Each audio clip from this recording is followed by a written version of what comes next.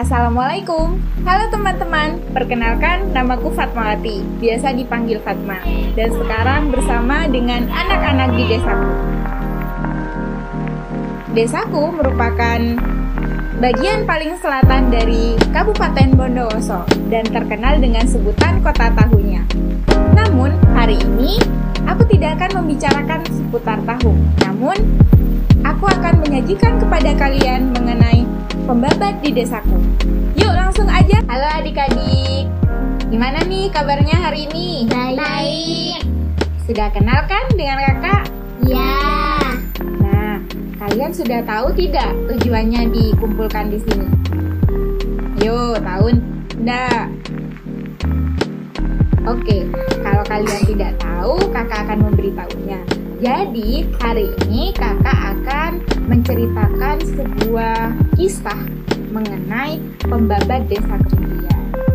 Jadi, sebelum itu, kakak pengen tahu nih semangatnya kalian. Coba ketika kakak bilang, tepuk semangat, kalian bilang, semangat. Bisa kayak gitu ya? Bisa? Bisa. Oke, yuk bareng-bareng. Tepuk semangat. Semangat. Semangat. Bagus, mantap ya. Jadi gimana? Penasaran gak ya? Cerita tentang apa ya yang akan kakak ceritakan? Gimana? Penasaran nih? Penasaran. Jadi langsung aja nih ya. Nah, adik-adik, jadi ratusan tahun silam ya, lama sekali di desa kita ini dulunya adalah hutan.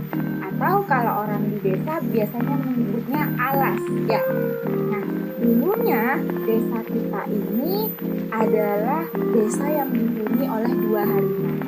Yang pertama adalah harimau hitam dan harimau putih. Nah, desa kita ini dulunya adalah desa yang pertama kali yang dibabat dan ada di sekitar Kecamatan Panganan. Gimana? Keren nggak? Keren. Adik-adik, orang yang membabat desa Kemirian ini adalah, tahu tidak siapa namanya? Enggak. Nah, namanya itu adalah Kiai Amilin atau Buju Amilin. Nah, beliau itu berasal dari Karai. Karai tahu tidak di mana? Tidak. Nah, Karai ini adalah sebuah pesantren di Madura. Nah, jadi beliau yang pertama kali menapakkan kakinya di desa Kemirian ini. Nah, untuk yang selanjutnya adik-adik, dulunya di desa kita ini ada sebuah pesantren yang besar. Jadi santrinya itu berasal dari mana-mana, dari berbagai daerah gitu.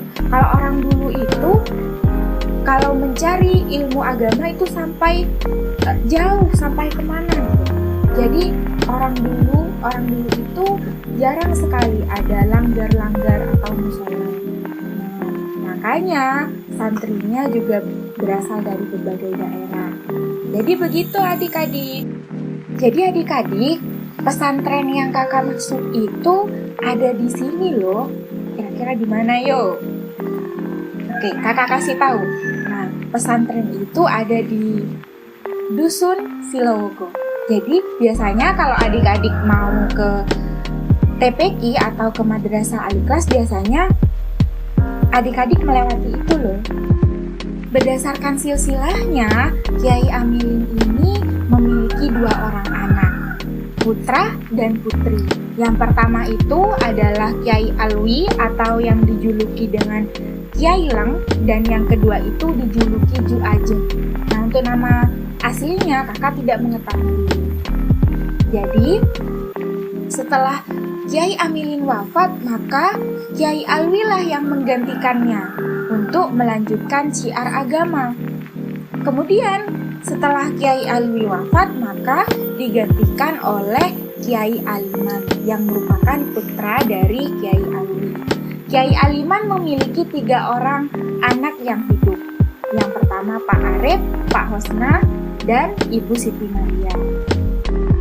Jadi adik-adik, walaupun dulu di sini ada pesantren yang besar, sekarang sudah tidak ada ya, karena sekarang itu sudah seiring perkembangan zaman, jadi pesantren itu diubah bentuknya. Maksudnya adalah direnovasi menjadi bangunan yang lebih modern lagi.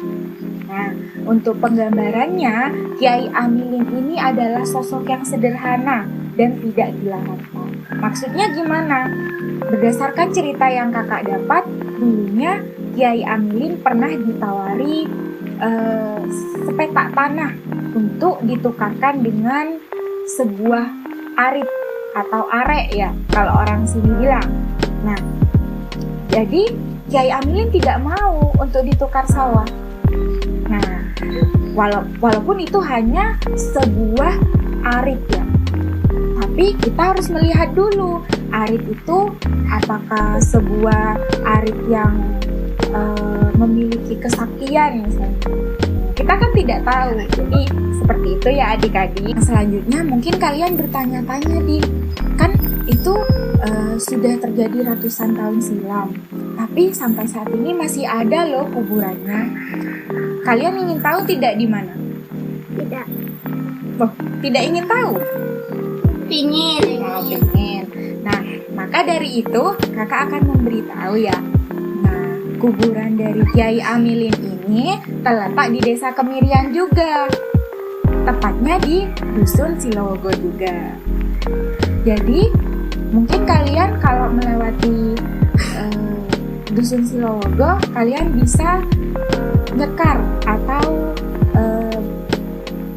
berdoa di kuburannya, atau yang disebut orang-orang sini bilang itu adalah astah ya. Jadi dulunya itu yang membabat adalah Kiai Amilin, kemudian beliau juga yang memimpin di desa ini. Walaupun setelahnya ada beberapa kades yang memimpin. Kalau dulu itu bukan namanya kades adik-adik, tapi namanya Pak Klebun. Jadi adik-adik, di Desa Kemirian ini ada beberapa yang pernah menjadi kades.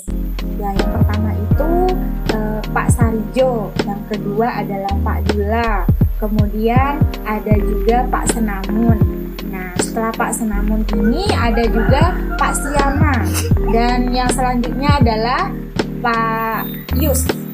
Nah, yang saat ini adalah Pak Haji Sulaiman Yahya, seperti yang kita ketahui bersama ya. Jadi begitu adik-adik perjalanan atau kisah dari pembabat Desa Kemirian.